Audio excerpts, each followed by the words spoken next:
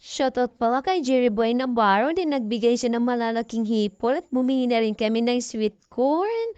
At nag-slice kami ng butter. Niluluto namin dito yung malalaking hipon at iikot-ikot mo na lang yan. Ang butter ang ikot mo, hindi ikaw ha. Naglaglag na rin kami ng bawang, papakuluan na. Abay, nagulay ang pait.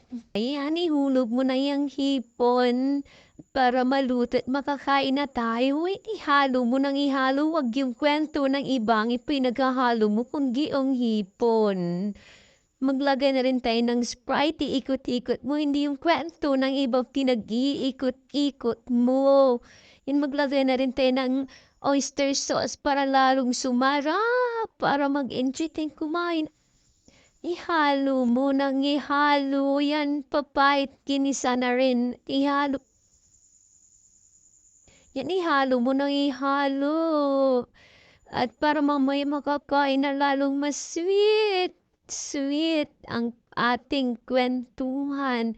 Ihalo mo at para makakain na tayo at pus na. Makakain na lang din tayo. Minsan lang to kaya shout out sa sobrang sa malalaking hipon. Yan na mga mari kong tunay kakain na tayo.